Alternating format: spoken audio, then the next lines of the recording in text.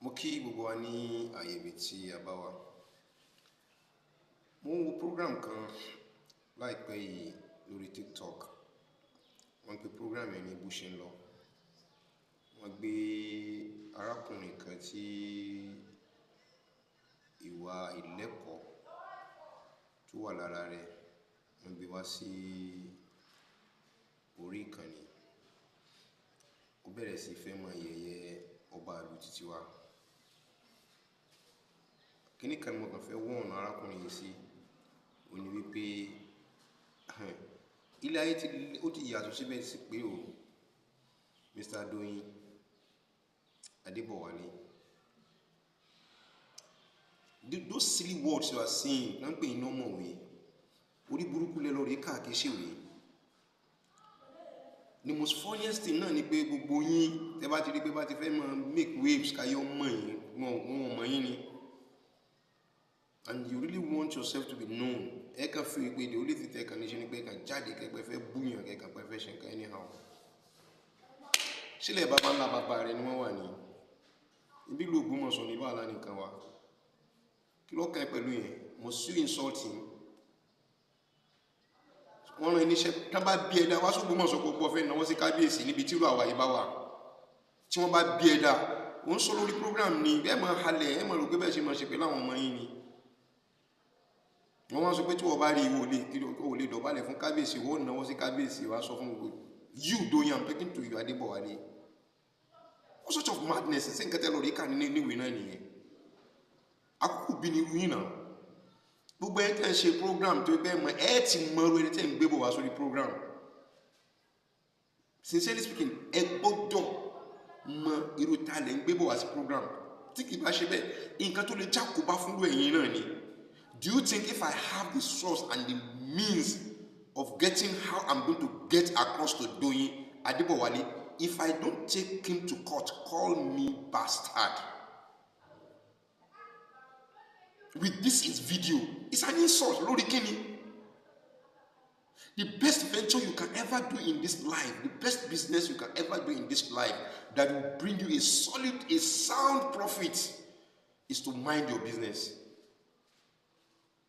Kila sobo. A whole king ọba aládé, madness. Wọ́n sọ pé tí ọba rọba tí ọba lọ. Ọmọ ìlú wo tiẹ̀ ni wọ́n náà? Tó yẹ wọ́n pẹ́tẹ́ àti ọmọ ìlú tó ń ṣe ó ti mọ̀ ọmọ ìran kíran ni ẹ lè yóò fi mọ̀.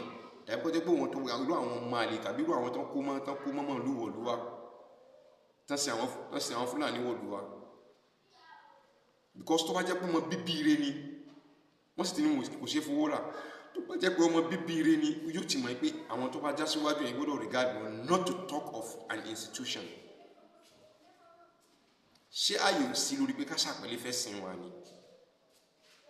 Ṣé ààyè ò sí láti pé ká ṣàpẹ̀lẹ́ fáwọn aṣíwájú wa ni? Ṣé ààyè ò sí láti pé ká ṣàpẹ̀lẹ́ fáwọn ọba wa ni? Irú ayé òṣèlú lẹ́yìn mo wọ́ gan fúnra irú àwọn agent ẹgbẹ́ ọmọ gbowó lájú kó wọ́n lè tàdú wọn lọ́pọ̀ náà nìyẹn. Which one are you really defending? Which institution are you really defending? Hypocrite. Islamic law, Christianity, traditionalist. Which of the three? Tell us which of the three. Kábíyèsí, giving a honor to someone, is it a crime? Is it such a wákàn? Okay, Timiede, Olosilorin, Olokunle, wọ́n bẹ̀rẹ̀ ọba lọ́wọ́ pẹ̀lú ọba Okunle kí ọba Ìlọrin. Ó ti yọ Yorùbá kù lára rẹ̀ àbí? Ó ti yọ Islam kù lára rẹ̀ kí ṣe Mùsùlùmí wọn, kí lè tún sọ̀bá mọ́. Àwọn òṣìwò lẹ́ ń kó wọ̀lú tẹ́ ń kó wọ̀lú fún àtẹ́kàn wọn máa purọ́ pẹ̀lú nǹkan mi tó ẹgbẹ́ ti lọ rí gbowó lórí pé ẹ̀kàn fẹ́ wá dé just nothing but terrorist. Ẹ̀kàn fẹ́ lọ rí mọ́ gbowó nígbà tí kò bá sí nǹkan kan mọ́, you just feel you can just come out to come and abuse anybody. Ẹ̀kàn máa wò pé ibo lẹ gbé ti fly. Kí lẹ lè ṣe tó ẹgbẹ́ ilé fly tá yóò fi tètè sáré mọ́ yìí. Mo kọ́ fẹ́ post video rẹ ni, but I'm not going to post your video. I'm just going to post just like I did now. Just your face and where you present. That's needless for me for people to hear what you said. And I'm not saying it because people should go and search for it to hear what you have said, but to see the face of the stupidity in you. Maybe I can make up my mind after this program and put a bit of your words come in your ball, so that you'll be able to take it to your Lord, and you should know that I'm also waiting for you. How I wish I know where you are. Anyway, this is a sound warning to each and every one of you.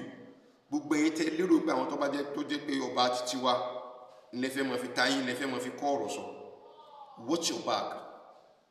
Start counting days, hours, minutes, seconds. I'm ready to come for any of you now. Listen to me very carefully. Read my lips. I am very much ready to come for any of you now. Whosoever you will, if you go against my fatherland, I'm ready to deal with you anywhere. That is the truth of the matter. If not, mind your business. That is it. 2. Ẹlẹ́kejì níbẹ̀ tí mo fẹ́ sọ fún wa ni pé báńsà ò fura o, báńsà jáná o, ajá ní ò fura o, ajá fi jìn o. Àwọn kankan ṣẹlẹ̀ ní Kwara State. Ẹ jẹ́ ká tàwájí. Àwọn kankan ṣẹlẹ̀ ní Kwara State. Lọ́pọ̀lọpọ̀ tó wájú wọ́n fi lé sílẹ̀ lọ sí ẹ̀yìn odi láti lọ rí wá bí gbogbo ẹ̀ bó ti ṣe jọra wọn. Ọlọ́run bá yóò fi wá lọ́kàn balẹ̀. Àwọn ọ̀pọ̀lọpọ̀ ti abandon gbèríko wọn tó yẹ pé wọ́n ti fi àyè lẹ̀ fún àwọn Fúlàní tí wọ́n ti ń wọnú lé mọ́ wọn lára, most especially ní gbogbo side àwọn àjàṣẹ́ yẹn. Information reaching us show wípé wọ́n ní ọ̀pọ̀lọpọ̀ àwọn Fúlàní tí wọ́n lé ní Ghana, they found peace in those areas. Láti pé wọ́n ti lọ rí settle down níbẹ̀, tàbí pé wọ́n ń gba ibẹ̀ tí wọ́n bá ti wọlé tán, ibi tí wọ́n bá ti béèrè fún tó pé àyè ibi ti gbà wọ́n. Ẹ jẹ́ ká lọ rí wà very careful.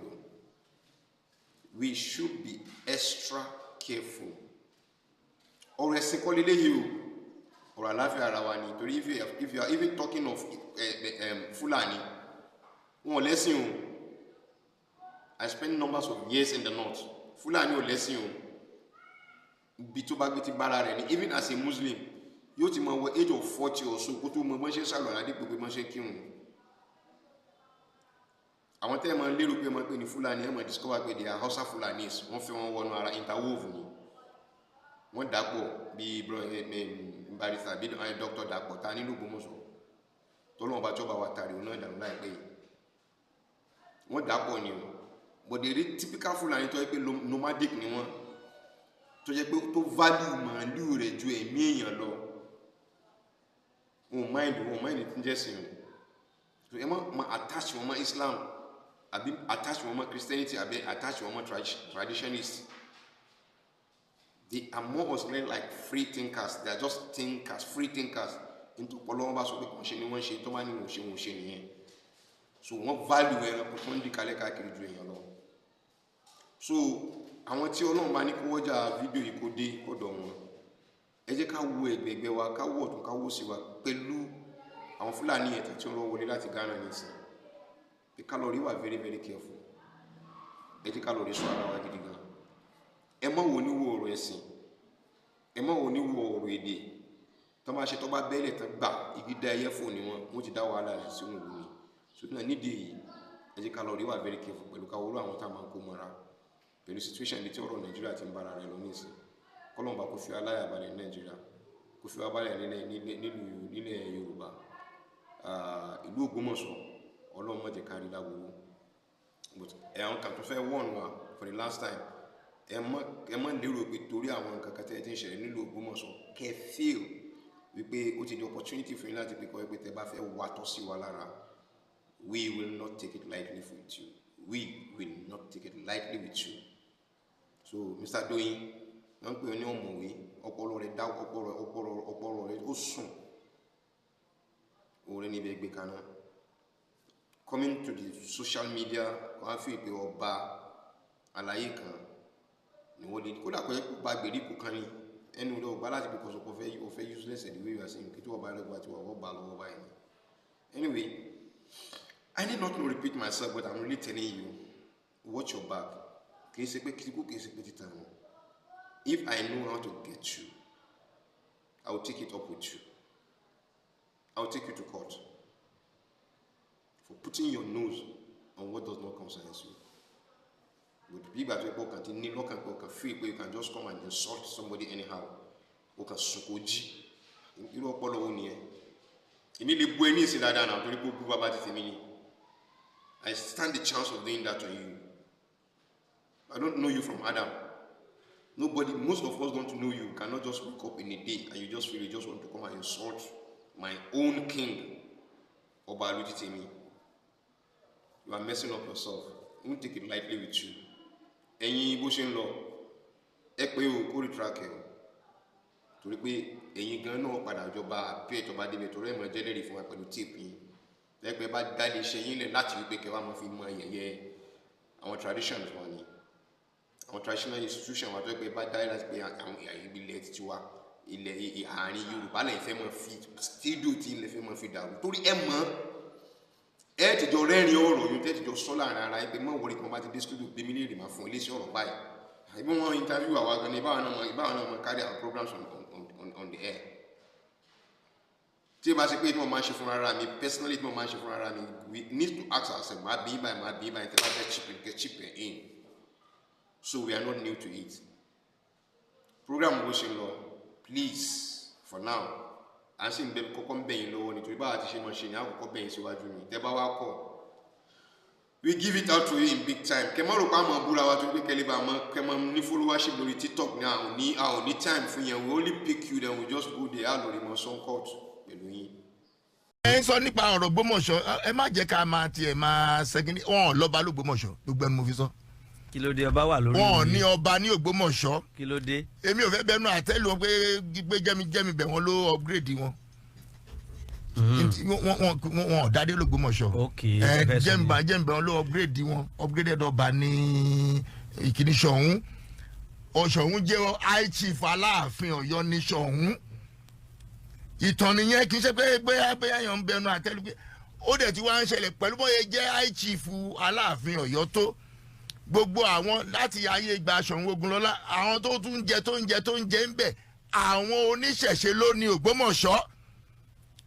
Ìgbà tó wá di pé wọ́n jẹ́ èèwọ̀ tó wá di pé ààfin ló tún máa sọ̀rọ̀ pé ẹnìkan ń ṣe Islam ẹnìkan ò ṣe Islam yẹn àwọn ló yé ṣùgbọ́n ẹni tó wà ń bẹ̀ ń sìn tó lóun Gandhi yẹn èmi máa náwó sí báyìí ni mi ò lè dọ̀bálẹ̀ fún. Kí ló dé. Nítorí kì í ṣọba.